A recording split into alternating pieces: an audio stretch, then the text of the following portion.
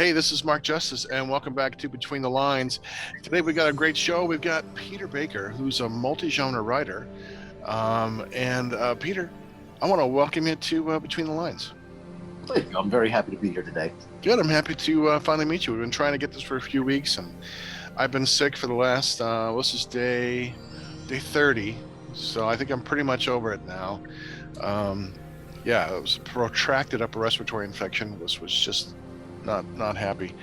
But so let's piggyback on that because I've been recording this whole time. So let's talk a little bit about that. It jumps the gun a little bit, but we were talking about role-playing games and how your experience with RPGs got you into writing a novel. You're writing a fantasy novel? Fantasy-ish. So way back in like 2000, I think my friends and I is when we first started playing Dungeons and Dragons. And we lived in this small city on the outskirts of Tampa called Plant City, Florida, which is in fact the winter strawberry capital of the world. Oh, And nice. at one point, they had a lot of snake handling Pentecostal churches Excellent. back in the day. Nice. So on a lot of nights, we would go to our local Denny's, and we would drink coffee and play Dungeons and Dragons. And then eventually, right, that was lots of fun. Always loved playing D&D with the guys on the weekends and stuff like that. And at some point, we discovered another RPG, which I actually like better for a lot of reasons. It's called Vampire the Masquerade. Yes, I'm familiar with it. Yeah, you are not. It's always like hit or miss on whether people are familiar with it or not, because Mhm. it's almost got like a cult following. Even though at one point they did have a TV show based on it called Kindred the Embrace, which could have been a good show, and it had, you know, Mark Reinhagen, who created the game, had an executive producing credit on it, but it was also an Aaron Spelling show. So one of the nicknames I heard for it was Transylvania 90210. Yes, that would make perfect sense. And then Right. Because you're talking about the and live action. Are you talking about the live action vampire game where you walk around and you resolve conflict with basically paper, scissors, rock? Or are you talking about the tabletop RPG? the tabletop RPG. Okay, because there is a live action version of that. It was, I believe it was Yeah. called Mind's Eye Theater. I think that's what they call it. Okay, yeah, because when I'm back in the day when I was teaching, I was a faculty advisor for quite a few of the student groups, and one of them was the live action role playing group, the LARP group, and they were playing Vampire one night, and they called it Vampire the Masquerade, and so I was just observing and how they did things. I'm like, well, that's a fascinating way to play, because my experience was like yours, starting with tabletop, back in the 80s, though, when I started playing D&D. But anyway, so you are playing this vampire game, the companion piece to the Werewolf, the Apocalypse, too, right? They're both from the same company, if I remember. They were all there's a lot of games from the same company, but Vampire was the first game that came out, and then at some point they did Werewolf the Apocalypse. Mhm. They did Hunter the Reckoning, I think it was called, and Okay. a couple of other companion games, and they were all really good. And the emphasis was on great storytelling. So it would even tell you in the rules. It says, you could break some of these if it makes the story better, and I always appreciated that. And Sure. so I think when I was working at Blockbuster, it had to have been when I was working at Blockbuster, because that was 2006 when I started there. An old friend of mine and I and our manager started a Vampire the Masquerade game. And so I made this guy, his name was Daniel. I made him in the game. He was a hunter. And in the story, he had a daughter named Bethany. And we had a lot of good moments there, and didn't really explore a lot with the kid, Bethany. So when the game fizzled out at some point, and I got tired of writing fitness content and fitness books, I was like, well, maybe I should finally get on that and write a story about Bethany, and see what happens. So late 2019, I think it was around October, I started, and then I didn't finish it for a bit until the lockdowns happened. Then I was like, well, I can't go to the gym now, and I can't really do anything else. Might as well finish that. And then so I did, and then went through the steps of querying it to a lot of people and getting rejected. I also didn't know what the hell I was doing because the first draft was, I mean, everybody says it's awful, but like it was super bad. And then I got a lot of no's, and I was like, I should probably just self-publish this for a lot of reasons. And then, so, I went through the steps of getting a book cover, getting editors and things like that. And it's definitely a lot better than it was. And so, yeah, I got to write a story about this character that I created but didn't do anything with in this whole tabletop game. Had to change some of the things around too, because, I don't want to get sued by anybody. Right. That's important. Yeah, I remember doing something similar to you. I had an ongoing, I think it was like a D&D campaign with some friends that lasted like 4 years. And I remember recording the entire campaign and was going to write a novel, series of novels from it. I don't know why I didn't. I should have, because it was a pretty fun campaign. And then I did the same thing with like a Warhammer thing. But no, I know I like that. I like that concept because storytelling, it is the fundamentals of storytelling. If you're playing more than just hack and slash, and that forces you to develop the world, it forces you to develop characters, it forces you to develop plot. And so, because I didn't before today, my questions are going to be geared more toward your stuff that I've read on your website. But I'd like that we got fiction that we can talk about too. So I want to make sure to add into those. So, well, I'm going to go back a little bit. I always like to start with kind of a broad questions and kind of get some of your background. So, who are some of your favorite writers? I think the thing that started it was when I read Fear and Loathing in Las Vegas, I think in 2002 or 3. And it was one of the first books that I audibly laughed at as I was reading it. And I said, "Wow, this is fun. I could probably do this because I'm irreverent, like this Hunter S. Thompson character is." And then I started doing entertainment reviews and CD reviews for the school newspaper at the University of South Florida. And I was like, wow, I could also get paid for this too. And then I got a job as a journalist in a local small newspaper. Do they have creative loafing where you are, or is that strictly a Tampa thing? I want to. Well, I don't know if they have creative loafing. I know when I was in high school, I took advanced gym, which is probably pretty close. So yeah, we played a lot of dodgeball and a lot of volleyball and a lot. While our teacher was also the basketball coach, so it gave him time to work on basketball plays. So it was just basically, here you have an hour to goof around, So Fantastic. But, yeah. but yeah, so I did all that, and then eventually I started a fitness blog, and then eventually I started working in that industry and writing more and focusing on that with in the industry. But I always like to write other stuff too. So up until 2019, basically everything was some sort of nonfiction that I had done. So even as a child, you weren't really much into reading. Like, did you have favorite books when you were growing up? I did read a lot as a kid. I read A Clockwork Orange when I was in 3rd grade. That's an intense book for an 8-year-old. I mean, yeah, they just let me. Plant City had one bookstore. They don't have any now, but at the time they had one. And yeah, I just called them up and ordered it, and no questions asked. I was able to buy it. Nice. Wow. Yeah. So yeah, I'd always read, and then when I worked at a call center in 2011, I in between calls I would read a lot as well. So I've always been pretty prolific. And then when the COVID happened and the lockdowns, I didn't think at first that it changed my life a lot, but I noticed, I was like, wow, man, I'm having like a lot of trouble reading. Turns out this whole time, like my whole life, I had undiagnosed ADHD and autism. And I was like, oh, well, that explains why I can't read. It also explains why I felt like a lazy piece of shit and was like, man, why am I so lazy? I want to do stuff, but I'm just sitting there not. Yeah.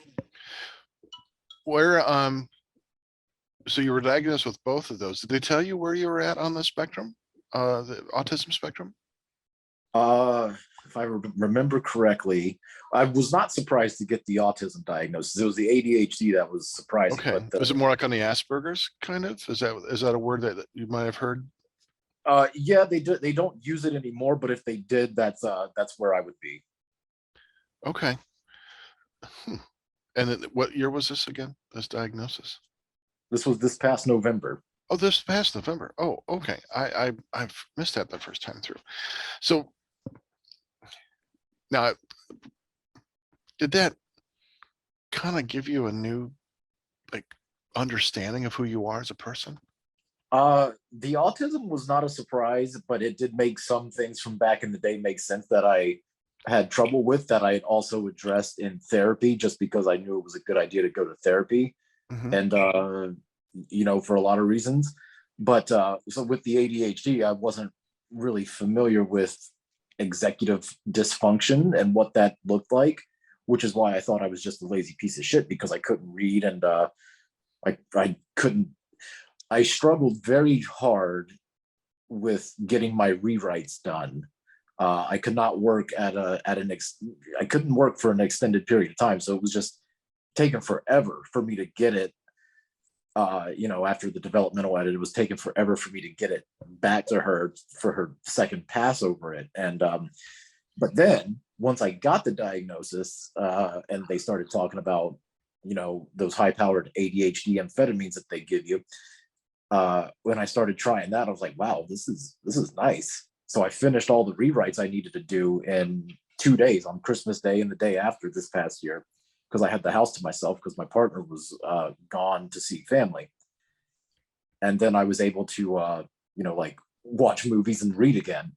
So I've Hmm. been reading a ton lately, which has been fantastic. Well, It's that nice to is get back great. to where I'm used to. Yeah.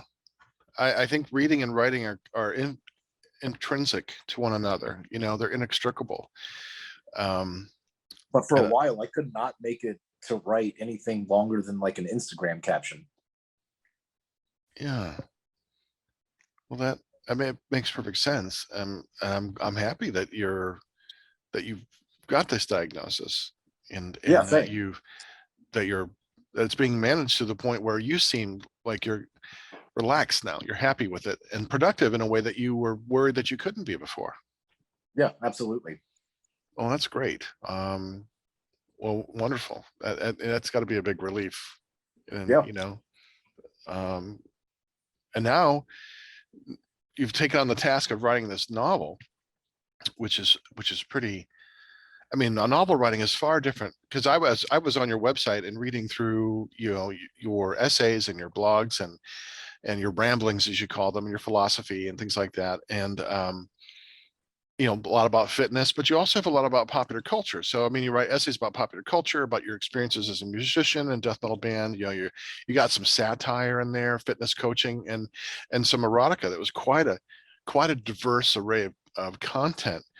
Um, what got you into writing essays?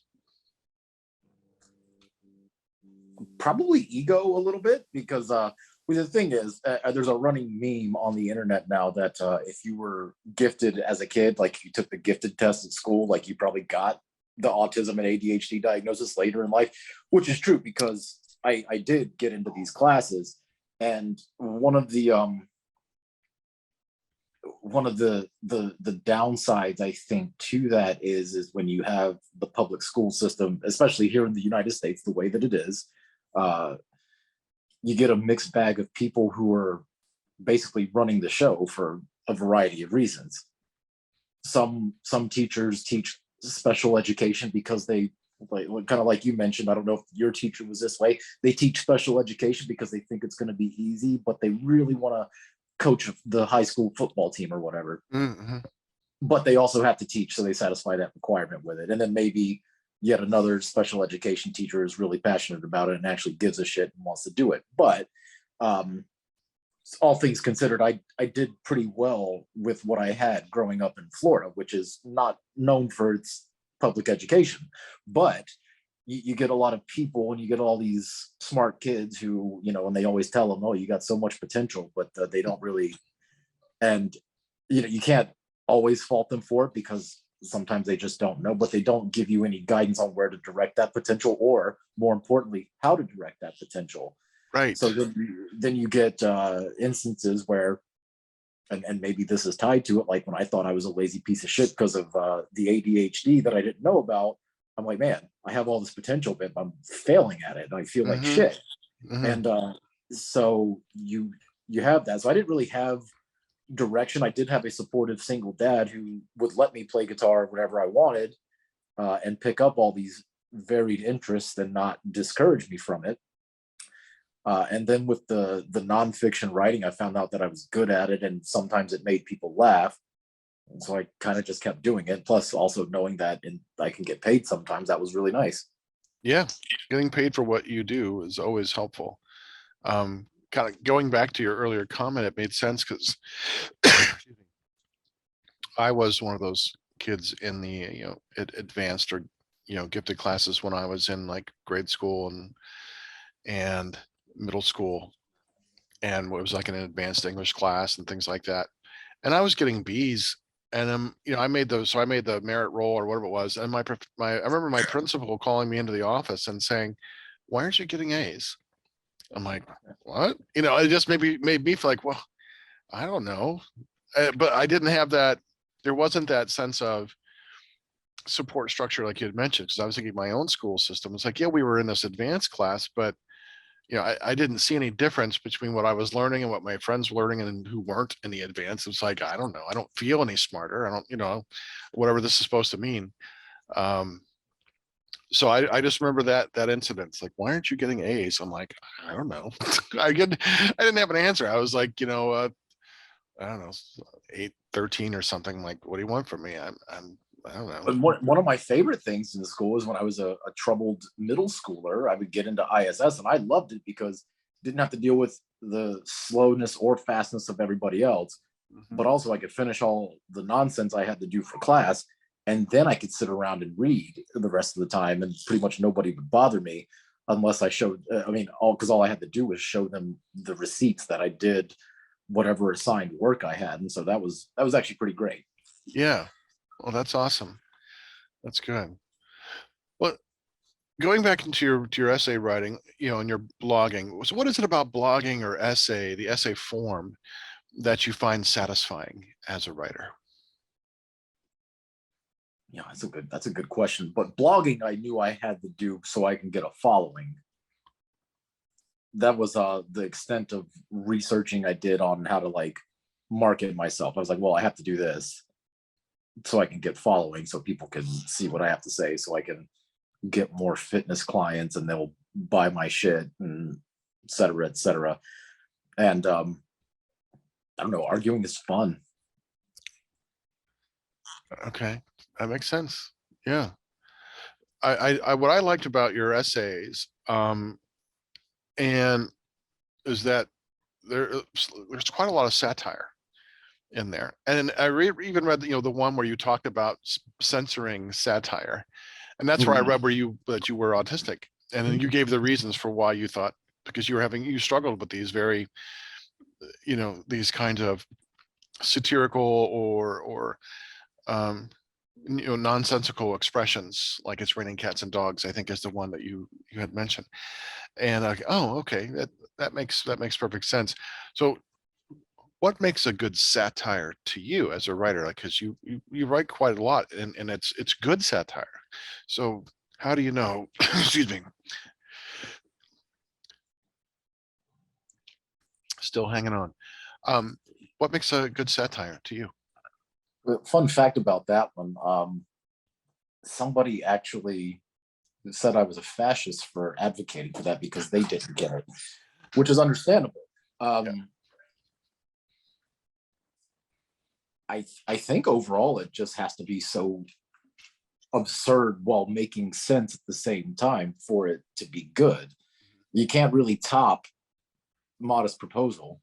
Right.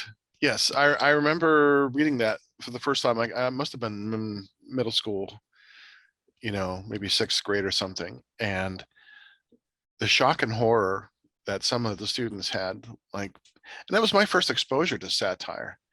It took me a while to get it because it is so well done. You don't obviously see the satirical nature of it. And you're also pretty young too, like 11 years old. Like, what is satire? But yeah, I get that. I like that you cause a visceral reaction in people. I mean, every writer wants that, right? Yeah, and I've always done sarcasm, which was probably because of the autism, and I didn't know it because it was one of the things that the doctor noted on my evaluation. Will say that likes to use sarcasm. I thought that's just what people do. They're just Hmm. always sarcastic all the time, and Right. with with the way my voice sounds, I could do this deadpan delivery and say something that's like completely absurd, and it'll make people wonder, like if he's Right. serious or not. And Yes. hopefully they will probe and facilitate a bigger discussion, which is always a good thing, in my opinion. I like people to be like, "Is this motherfucker serious?" And then we could talk about it. Right. I appreciate deadpan humor. I think it goes back to Batman when I was a kid watching the Adam West Batman.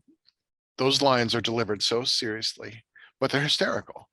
And then followed up with the like Police Squad and Naked Gun and Airplane.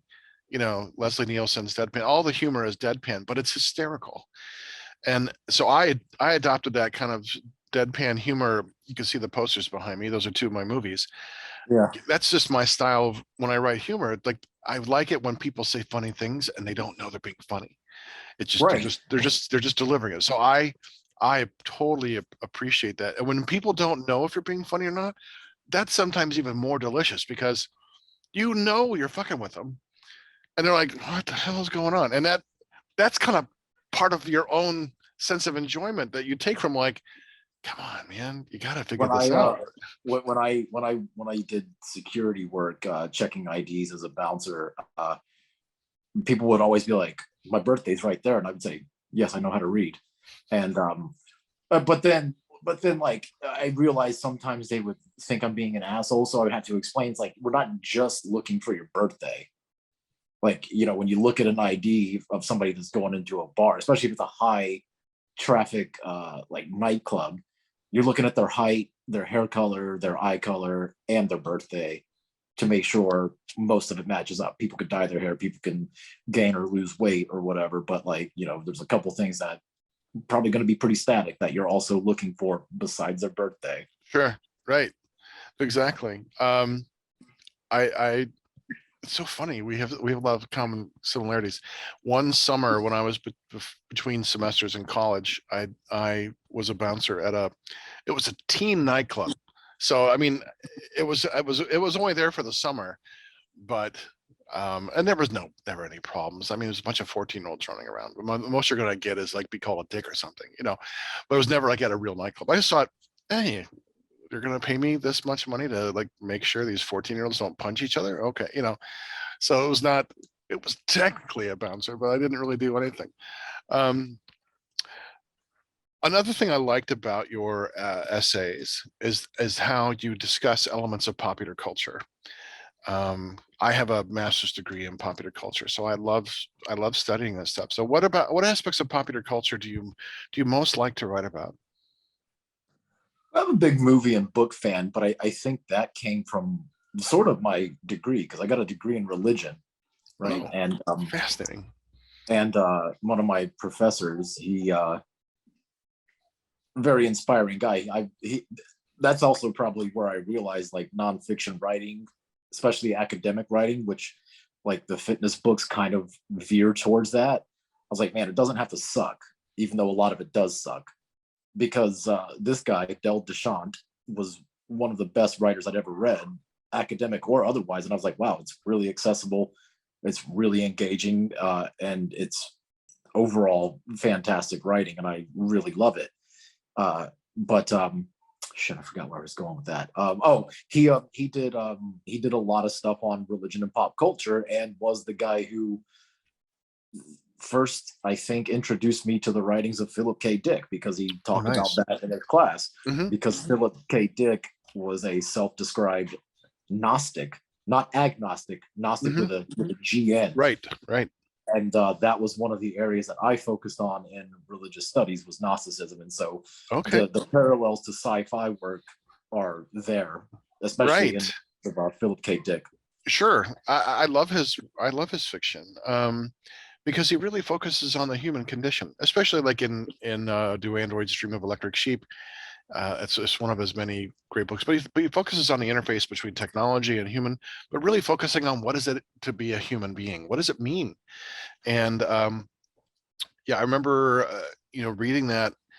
And one thing, I mean, I love Blade Runner. I think it's a fairly faithful version of the essence of the story, but they really do capture that. They Here are do. these replicants going, I mean, how you can't forget Rucker Hauer's like tear-jerking speech at the end. The things that he's seen, and they just want more time. They want to meet their maker. They want to go, why can't we live longer? Why did you make us? All those kind of intrinsic questions we have to our humanity. And I'm fascinated that you have a degree in religious studies, or is it theology, or It's religious studies. Theology, you have to believe. So I was able to pick and choose what I wanted to nice. study.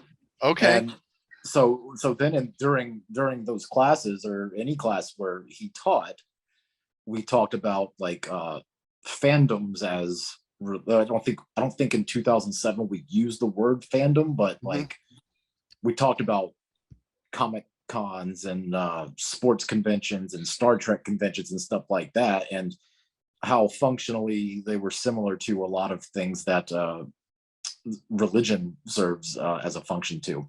Sure.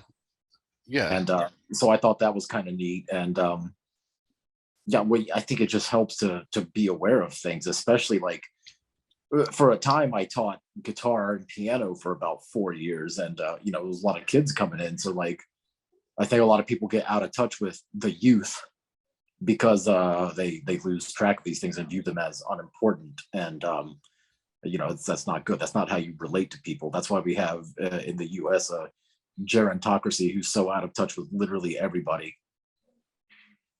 Like, I mean, if you just go back and watch that, whenever they fucking had Mark Zuckerberg on there, and a bunch of these old guys were like, not they didn't know anything about essentially how the internet worked, and it was Right. hilarious. It was also sad because like it affects us and all, but Sure. objectively, it's fucking hilarious because these old codgers are out of touch with basically everything that's going on in their lives.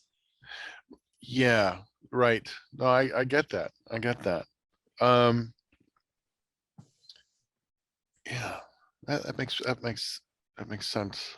And it's like I always told people too, especially some of the fitness colleagues. I always told them, one, you can have a personality and get clients, and you don't have to sound like a dork all the goddamn time. But also, never publicly admit your ineptitude, because like a bunch of times, like these people, they're like, I don't understand TikTok, or I don't understand. Well, back then it was, I don't understand Snapchat.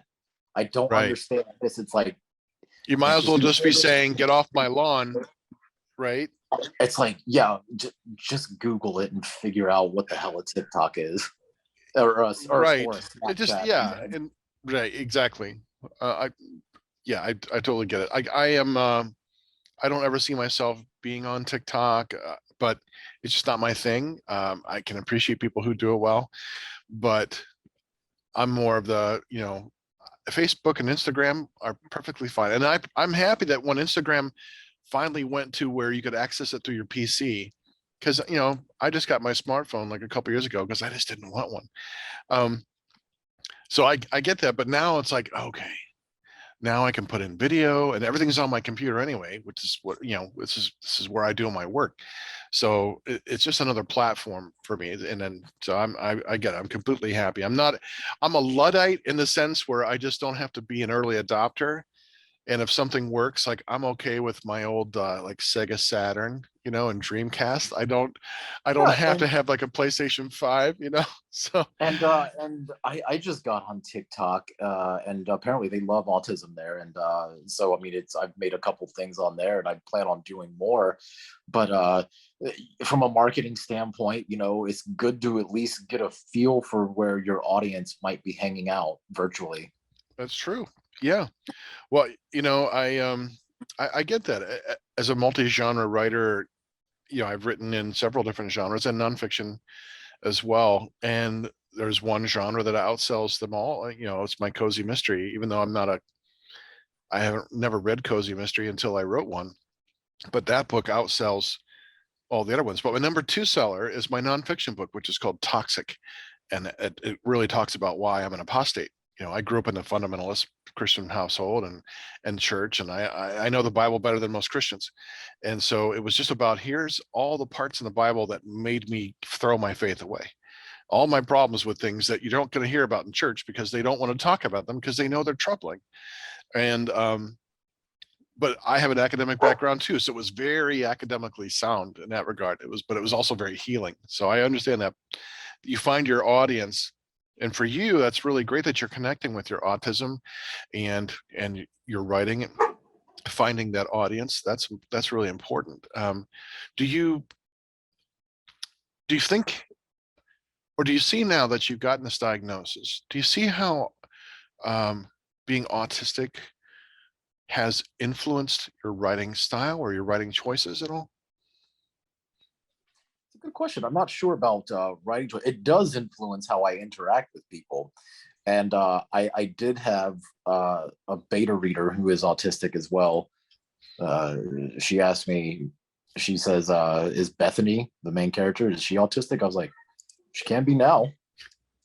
So like now I'm going to make a choice to maybe play up some of those aspects of it. But that's about all I can consciously think of off the top of my head as to how it's influenced the writing. Because we always bring some of ourselves into characters. Not every character is us, but that's the first thing you're ever going to hear when you go into a creative writing class is you write what you know. And oftentimes we have to write from that experience in some way, shape, or form. And that's how we connect to it as a writer. And those feelings are genuine, those emotions are genuine. So that's how the audience connects with it as well. So I would imagine, if you're creating this character, you are writing from your knowledge and your experience as a person with autism, and your character is going to reflect that. So yeah, and I was surprised that she actually asked that. And another beta reader asked if she was some sort of neurodivergent. I was like, yeah, I guess she is. Yeah. Other ways of finding an audience, and representation, which is really important. Being able to read someone who you identify with, like I can identify with this character. That's important. In every aspect of our lives, every aspect, whether it's fiction or movies, we like to go to see someone we can identify with. And if there's no one we can identify with, it's really hard to latch on, to whatever it is, that piece of entertainment. Yeah, 100%. Yeah. Let's talk. I want to talk a little bit about, that you've got these essays. You're working on a fantasy-ish novel. Are there any other genres that you think, now that the gates are open, are there any other genres that you'd like to write in? I mean, I'm probably going to do something that's absurdist and funny at some point, just because I like the Coen brothers. Nice.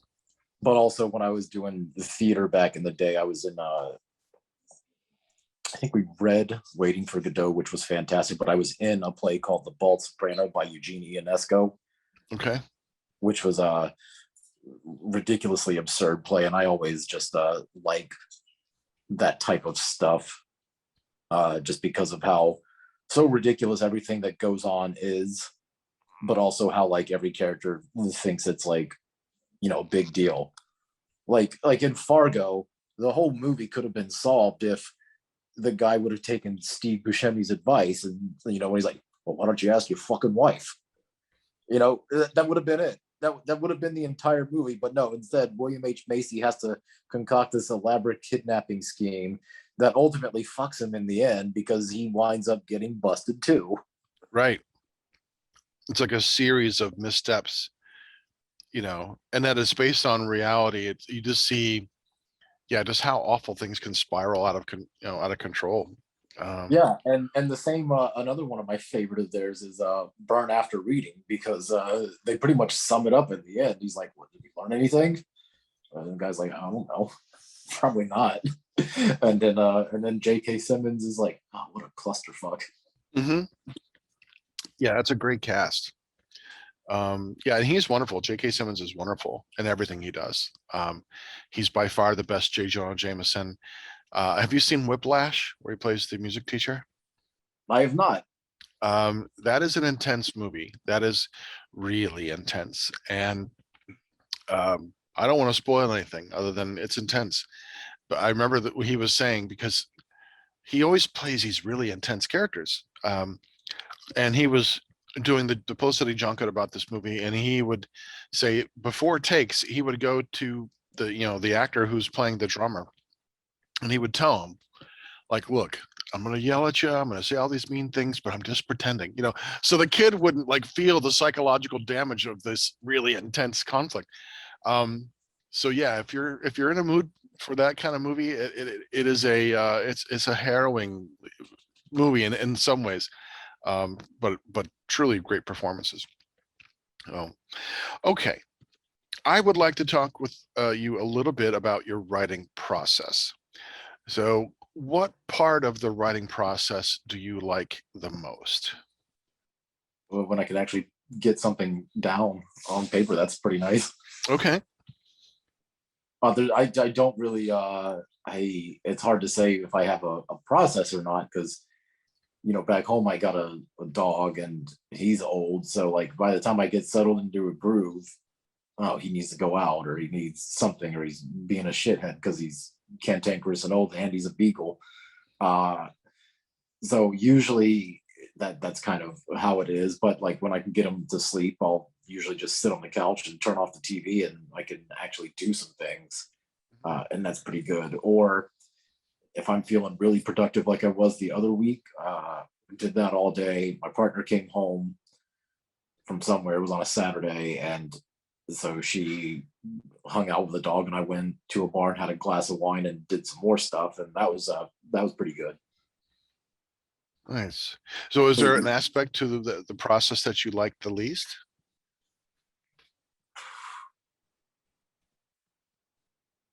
I'd probably use a better computer, but I mean, it's not bad. It's better than the one I used to have. So the first fitness book I did, wrote most of that on my phone because my Dell laptop was so terrible. Okay. Like it needed to be plugged in to stay charged, like Yeah. at all. Otherwise, you unplug it and then it would just shut off because it was always at zero charge.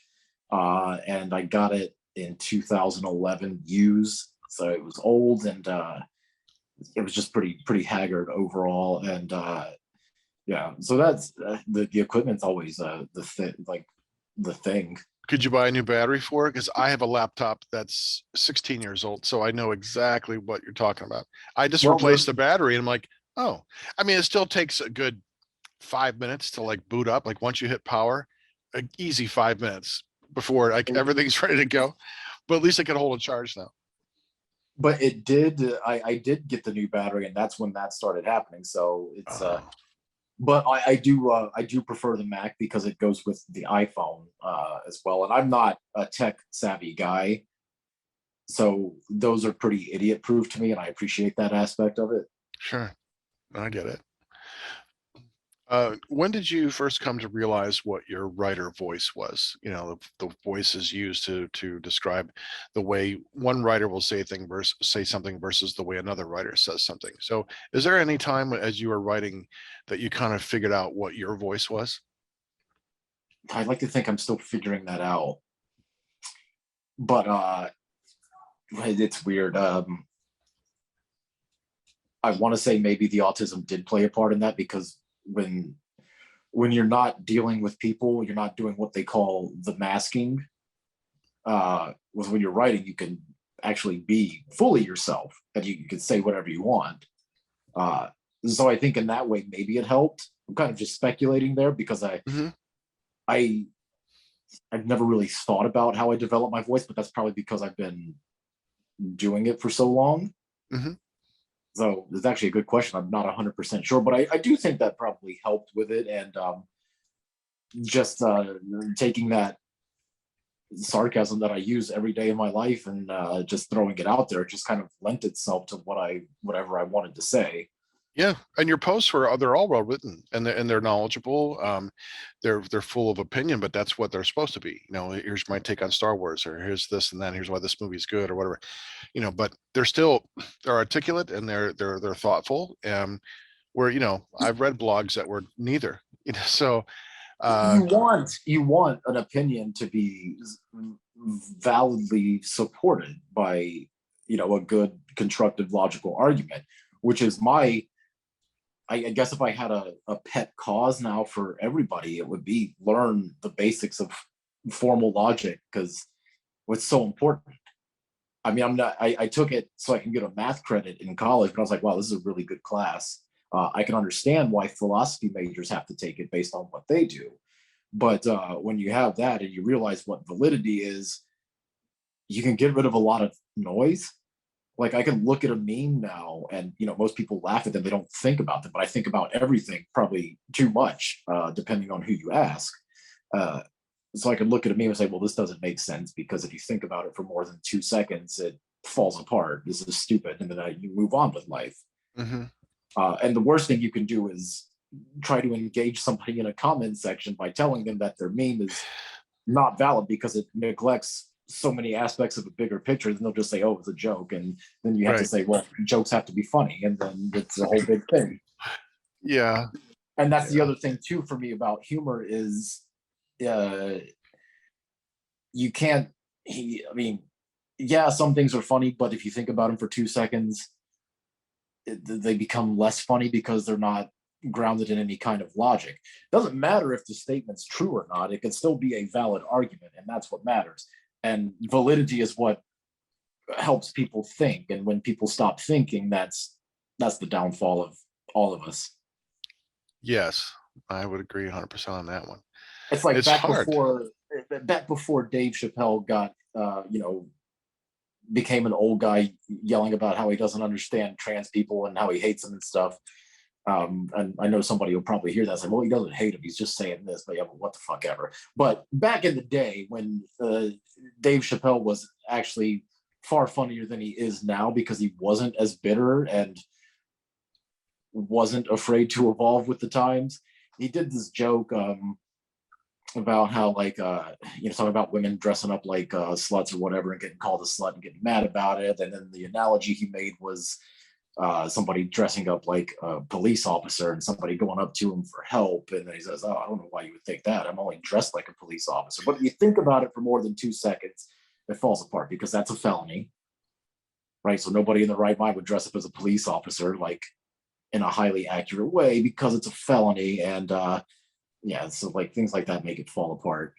He's just making the analogy of dress, and Yeah. it looks like a duck, walks like a duck, quacks like a duck. Right? Yeah. No, I get that. I totally get that. Um, this question is probably already answered. I think it already has. But do you do any research for your writing, and if so, what kinds of research? Oh gosh, that depends.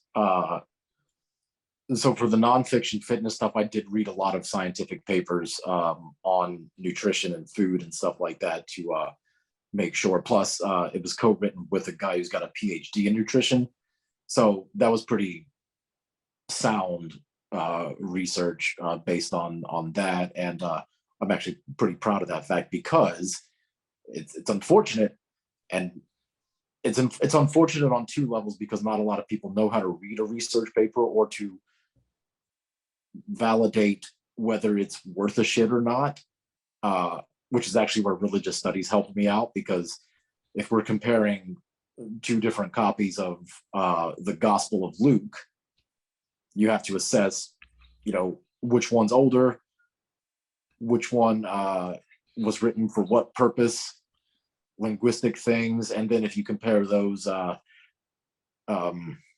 forget how they classify the comparison. Basically, when you redacted criticism, I think, or some shit they call it, where you compare it side by side, and stuff like that, and you have to realize. And then when you read like commentaries on them, you have to evaluate whether, like what's the goal here? Like, what were they Yeah. trying to do? What's But their if you look motive? at yeah, so like if you look at the book of Matthew, the way it's structured, it was kind of like a mini Torah.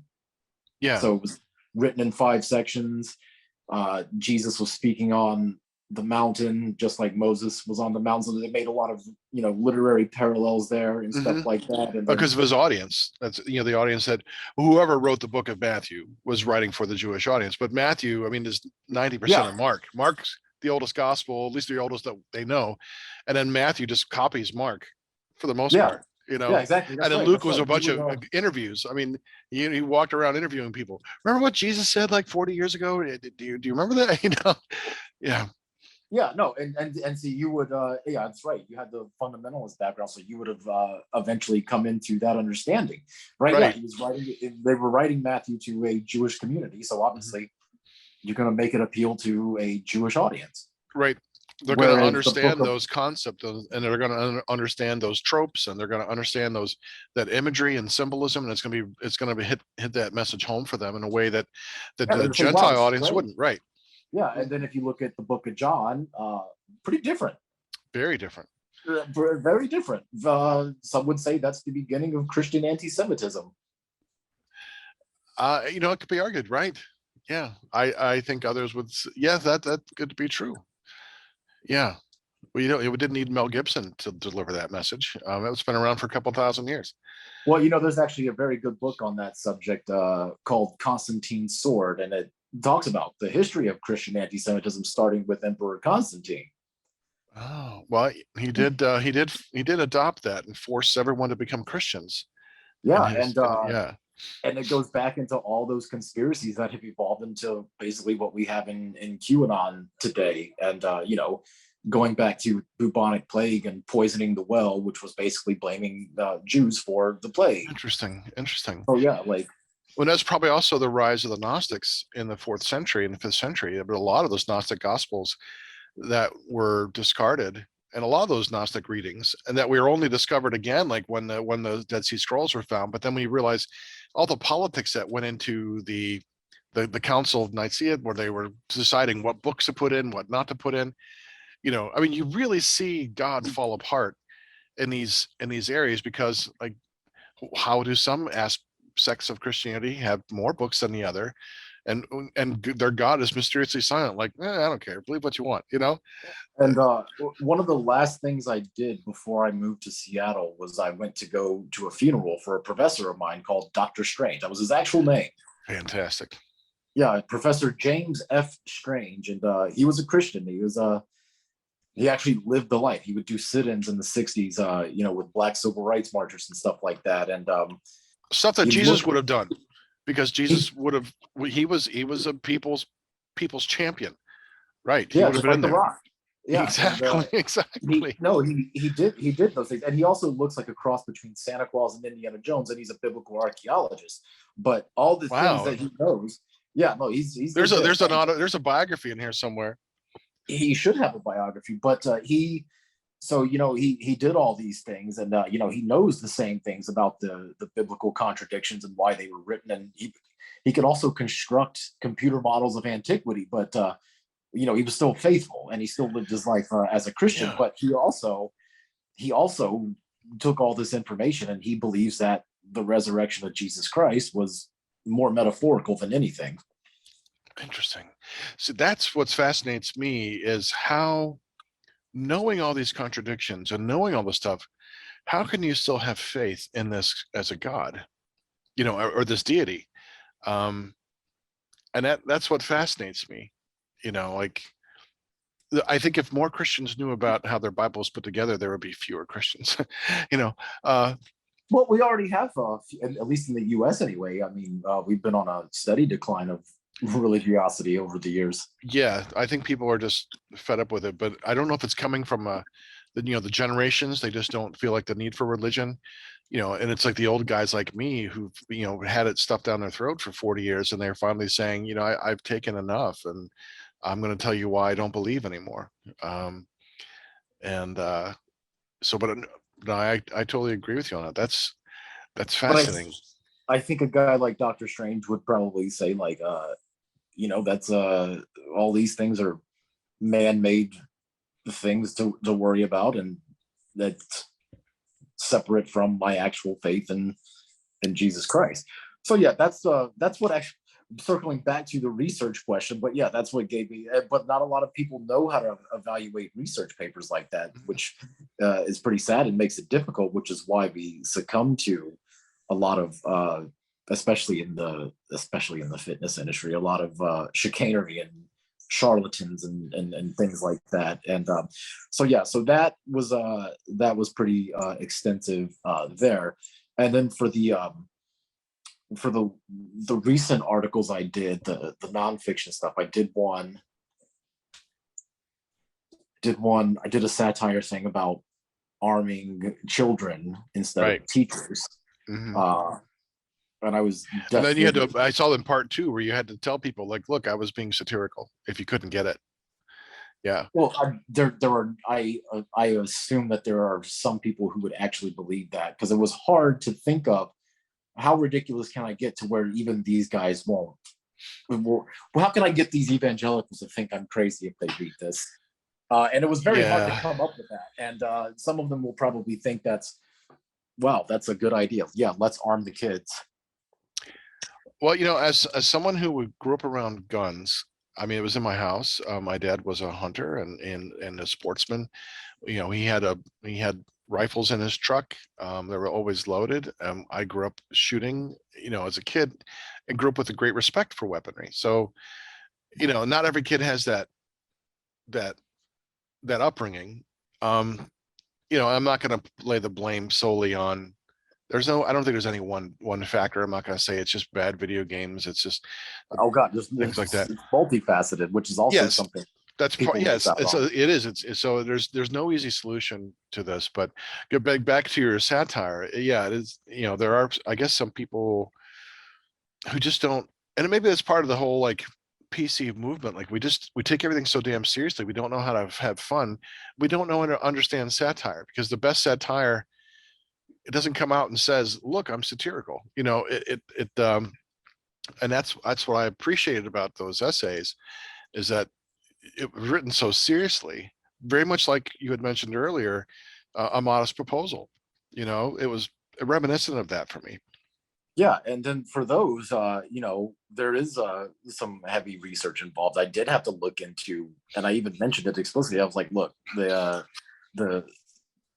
these states have the most gun ownership, most gun violence, and most religiosity. I mean, those were those are actual factual statistics, like, and they're all red states. And and then you could take that, and that was part of the other goal too, is to realize, like, yeah, you could take these things and kind of make them say what you want if you're adept Yeah, enough so at it. that's the tricky thing with statistics. You know, I mean, obviously something is going on in our culture, but you know what that is. You know, because there are millions upon millions of gun owners who have never had a problem in their lives. You know, and I, for one, I no matter what it was, I mean, like you know, when I was a kid, fireworks were banned in Ohio because a couple kids, you know, had hand injuries one Halloween, you know, 4th of July, they blew up their hands. And so fireworks were summarily banned, which I always thought to be unfair for people like we've got thousands of tens of thousands of people who are kind of have no problem at all with fireworks. Why are you punishing me? So I don't like that kind of taking a stance for people who are responsible. But I mean, because There's we get never it going to be a time when you have a Roman candle that you're not going to point that at your friend, right. and they're going to Yeah, point it back at you. or bottle rockets. We would throw bottle rockets, right? Because if we're going to apply that logic, where well, some people got hurt by using these, we're going to restrict them. Then we shouldn't have any kind of fast food. We shouldn't have any kind of sugar. We shouldn't have automobiles or motorcycles or airplanes. I mean, it can become a you know, talking about satire and a slippery slope. It's like, you know, we should get rid of cars because people die in cars every year. I mean, how far do we take it? But I agree. There's an issue. There's a very complex problem, and complex problems require complex solutions. I mean, you have to understand it first, you know. And Yeah. but satire takes it that quick route, you know, and like, yeah, here's how to solve it, which is what I like in your writing. So, And um, then And then for the fiction, the research is usually like based on what the character needs. So like I've learned how a little bit about how detectives detect and some police procedure because there are elements of that in the fiction as well. And so I look around and ask around and stuff like that. Mhm. Okay, that's good. And being an academic, I mean, you certainly are comfortable with research. It's just it shouldn't. It's not. And I've interviewed writers who don't do any research at all. Because they're writing fantasy, so they just make it up. But I think research is important, to some things because you want to know what you're talking about, but you don't want it to come off as a history lesson. You want to have the details that it have to be on, it have to be right, but you don't want to bludgeon someone about the head with it. Yeah, Um, exactly.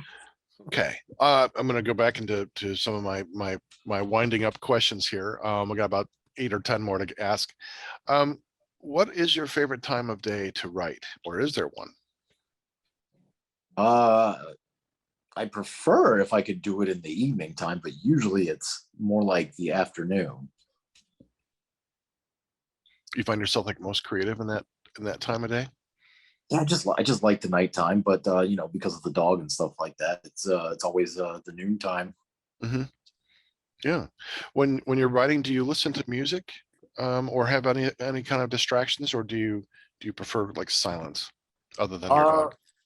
it's pretty weird now because before the ADHD meds, I did love background noise, and one of the background noises that I had when doing the novel was I would just put the movie Logan on a loop, Hmm. and just keep going. But now, since the ADHD meds, I need complete silence. Mm-hmm. Interesting. Never did write to music too often. Hmm.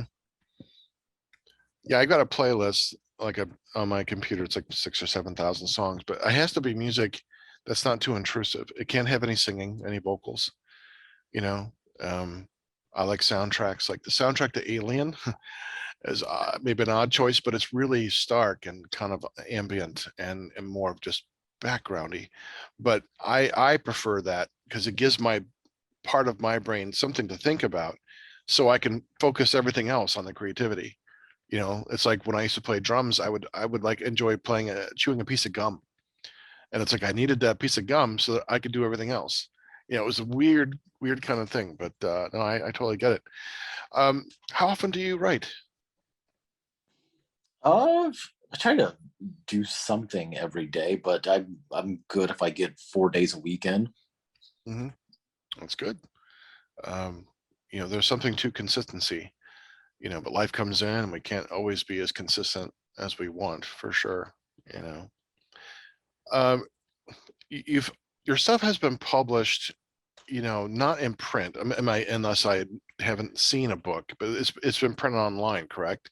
There's been some ghostwriting things that came out in print, and the fitness books you can get physical copies of as well. Okay. Well, that's great. So tell me how you felt seeing your work in print for the first time. I mean, it was pretty good. It's kind of neat. And then when people tell you they like it, that's even better. Yeah, that's a uniquely satisfying experience, especially if people you don't know, you know, because you don't have to question like whether they're saying something to be nice to you or not. Yeah, Uh, exactly. mhm. Have you ever read your own work like a year or more after you published it? And if Man, so, what was that experience like for you? I try not to. I don't even like going back hardly and listening or watching things that I've been on. For one, I think I sound funny. My voice does, like my audible voice. But I'm afraid if I look back on writing and I'm going to look at it and be like, man, this was terrible. I've done it a little bit to go back and edit some things from the past, but I know there's going to be a time soon as I get it back from the line editors and I go in and do the things and then I send it to the copy editor, I'm going to have to read it and make sure there's no errors. I'm not Yeah, looking for that at all. they'll help. The editors should help with that. The copy editing especially. Yeah, But but you yeah, got to do that final proofread. I still want to make sure sure. I don't have any continuity errors because man, I can't keep track of. That's hard to keep track of the continuity errors. So I'm gonna guess you're a pantser, not a plotter.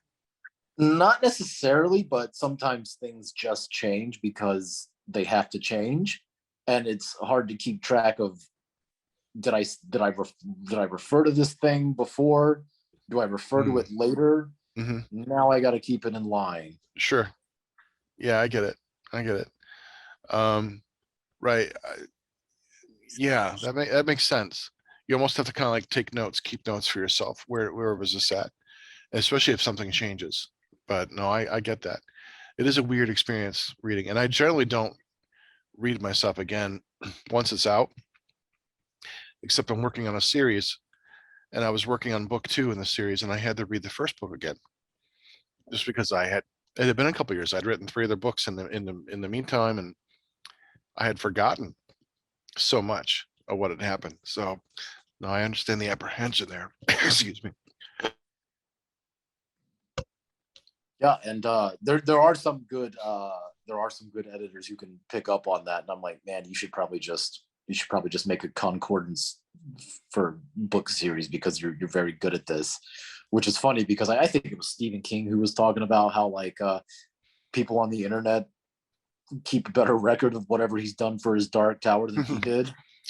Yeah. Well, he's a complete pantser, which really stuns me. I mean, he's been doing it for so long. Of course, he's going to be able to. He can write whatever he wants. And I'm not sure if he was always that way. And if that's the case, even more so, because I'm not a pantser. I have to plot, and maybe it's because I, the academic I in me is showing. But I cannot write a whole novel from scratch with characters and story arcs. And I mean, I have to plan that shit out. I made the mistake of pantsing it, and I think that's why my first draft was awful because it wasn't something I was good at. So then the developmental editor said, "Hey, you need to do this," and that, of course, I was like, "Well, how am I going to get this to happen?" And that elicited changes that happened, like Hmm.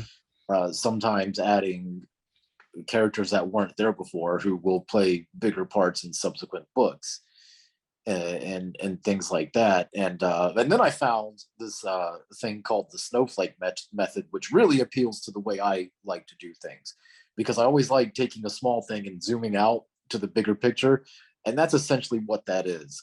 So I've started doing other books in this series based on that, and I know things are going to change, but it does make the entire process significantly easier. Interesting. I might have come across that once before, but I'll have to check into it. I'm a lister. Yep. I brainstorm, I list, and then once I start developing all the ideas, then I outline. Then I draft and revise. So Um, it's so basically you start off with like your elevator pitch, right? And then you expand into a paragraph, and then you expand that paragraph into a couple pages, and you basically end each paragraph on that multi-page analysis on basically like a hook or a cliffhanger to lead it into the next thing. And I think that's pretty cool. And then it also has okay. you doing character profiles, which I think is really Mm, freaking helpful. okay. Do you use any kind of online writing helps with that, like Babisco or Scrivener or anything like that? I have Pro Writing Aid. I'm not sure how I feel about it yet, but mostly I just use a Google document. Okay. Yeah, I keep folders, characters, and then make Word documents for each one. But these I initial ones that I did, these initial ways of plotting these subsequent books, I hand wrote. Okay. Yeah. Yeah, I've got a book where I keep all my notes. Like sometimes that's my ideas. If I don't write it down, I'll forget about it. Sometimes I'll have to sit for a couple of years until I can write it out. No, that's good. That's good. So, if you could put into words, what is your writer fantasy? I would like to have a show on Amazon Prime based off this first piece of fiction that I write. Nice. That'd be awesome. There's some good That way stuff on Netflix Prime. that way Netflix won't cancel it after 2 seasons. Yeah. That's someone else will have to pick it up I after that. also really love what they're doing with the boys on there. Yeah, I'm I've been doling it out season 3, like trying to just watch one a week, because otherwise I could binge the whole damn series at once, just sit there and watch it because it's so Well, good. so far only 3 episodes are out on season 3. I think they are Yeah, doing them weekly, which is delightful. yeah. I just finished season episode number 2, I think last night, and so no, I love this season, what they're doing with it. Oh, it's Um, fantastic. yeah, It's a good, very satirical show in a lot of ways as well. And a lot of the people involved in it behind the scenes, like the writers and showrunners and stuff, they had their hands in Supernatural. oh, okay, interesting. And you'll notice some crossover cast members. Jensen Ackles comes in this season, as does Jim Beaver, who played Bobby Singer in Supernatural. So he's been in The Boys as well. Okay, I've never watched Supernatural, but I'm aware of it. So Yeah, so my elevator pitch to people offhand for beta readers is, yeah, this book is like Supernatural, but far gayer and with no fridging. excellent. There you go.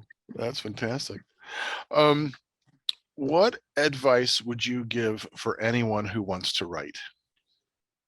Oh God, that's a good question. Stay off the internet, and especially stay away from writing groups on the internet. And why? Why stay away from these groups? Uh, Man, there's a lot of majoring in the minors there. Like, people are worried about what software they use. Fun fact: Mick Foley, who used to wrestle in the Yeah, WWE, sock puppet. yeah, yeah, and before that, he Mankind, was right? in Was it Mankind? Is that it? Was that his wrestling that name? was one of his names, yeah. And Okay. before that, he was in WCW as Cactus Jack. Oh, right. Uh, Yeah, yeah. so he's been around. He is also a New York Times best-selling author. Yeah. So when they said, "Hey, let's do your autobiography," he was working with a ghostwriter, and then he would go back and read what he had told the ghostwriter, and he's like, "That's not how this happened. That's not even what I said." So he fired the ghostwriter, and he hand wrote his first book while he was going on tour. Like, he hand wrote the whole goddamn thing. And it's like 800 Wow. pages, Wow. and it's a New York Times bestseller, and it's surprisingly pretty good. And he did that, and I notice in a lot of these groups, like a lot of people are afraid to do anything, or they're worried about like dumb shit, like what software they're going to use to write, when you literally have a pen and a paper you can use. Sure. You even have Google Documents. You have notepads on your phones that you can use, and that's every time I do an Instagram caption, that starts on the iPhone notepad. Yeah, I can't imagine. I know it's a really popular thing in Japan. I can't imagine trying to write a book on my phone. I mean, I just use Word. It's simple. It's simple as that. I format it right there. It's not a big deal. Um, but I have to have a keyboard, and it's an ergonomic keyboard, because that just feels so much. Once I got a nerd one, I'm like, I'm never going to a flat keyboard again. Um, but no, I get it. I mean, we all have our things, how we like to do it. I can't imagine trying to write on a phone, but if that's your thing, I mean, I used to write longhand back in the day, and then I would transcribe. And it wasn't until I became like I was writing articles for the college newspaper where I was teaching, that I started just composing at the keyboard, and that changed everything. It's like, oh, I never want to go back to writing by hand. It's just so slow. It's funny you're talking about that. There's an indie author out there. She's really good, and her work is reminiscent but not derivative of Stephen King. Her name's Brittany Johnson, and she writes her stuff on a typewriter before transcribing it onto a computer. Interesting. Which is a whole other level of impressive, because like a typewriter just feels so weirdly different than any keyboard I've ever used. Yeah, I mean, even the electric ones, Yeah, oh yeah. yeah. I can. That's interesting. Huh. I do imagine it probably provides some sort of auditory pleasantness about it, because of the typewriter keys clacking. I can't speak to Yeah. that in her case, but I imagine like that I could see myself being into. if I ever were to use a typewriter. Hmm. Or if you get an obsessive fan, you can crack them over the head with it, Right. like Paul Sheldon did in Misery. Yeah. Yeah. There is something about the sound, and then that return, that ding, and in the zip, the return, and all that, because that's how my very first papers in school that we had to type were on an old-fashioned typewriter, and the very first novel I tried to write, well, I wrote it by hand, and then my mom transcribed it because I didn't know how to type at the time.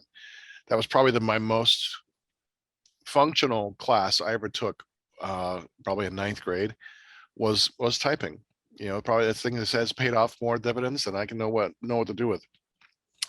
Um, well, we talked a little bit about your current work in progress, and just to remind the reader, this is a fantasy-ish Fantasy story, horror. fantasy horror based on the vampire game that you were playing, and a character you created in this world, right? Do you have any other works in progress right now that you're able to talk about? There is a short story to go along with that, and I've started a prequel and a sequel to it as well. Nice.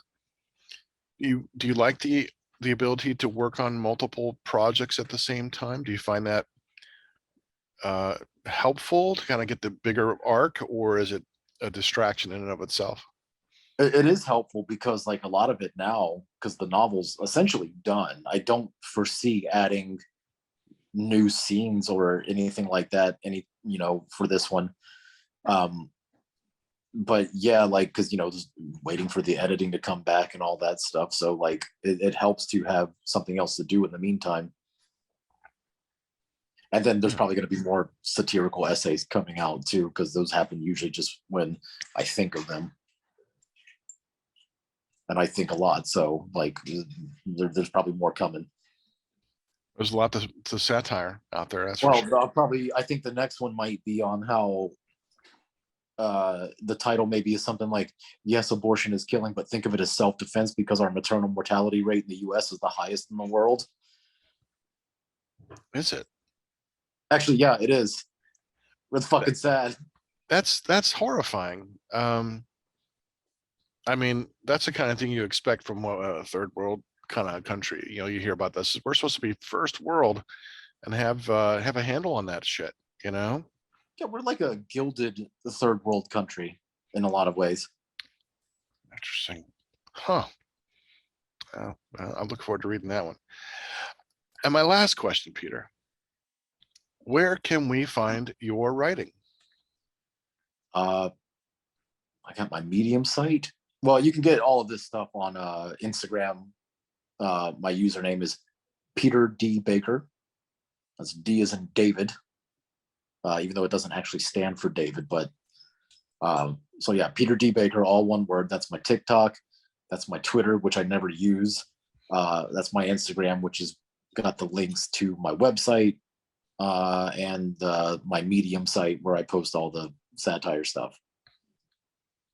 Excellent. And that the medium is like an online writing community. Is that It's like a It's like a blog hosting platform, the way Blogger was back in the day, okay? Yeah, or Blogspot. I'd never seen it before. When I clicked on Medium, I'm like, oh, okay, because I've seen other writers use. There's a couple other writing platforms I don't remember offhand, but for people And to you can write find novels and things.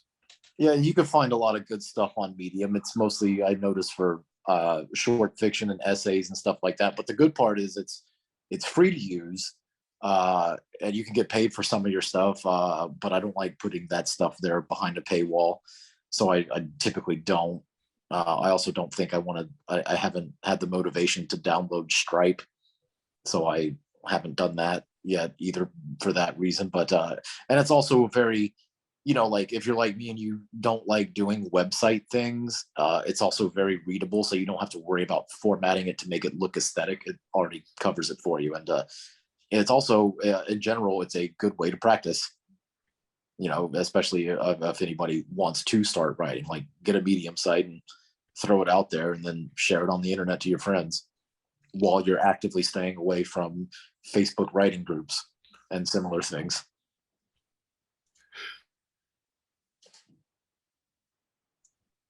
I've there are a few Facebook groups that I see once in a while, but I'm not I'm active in a few, but and some have practical advice and others not so much. But I find a much more supportive community through Instagram. Like when I got on there and met Yeah, I other do enjoy writers. Instagram. Yeah, there's something about these writers.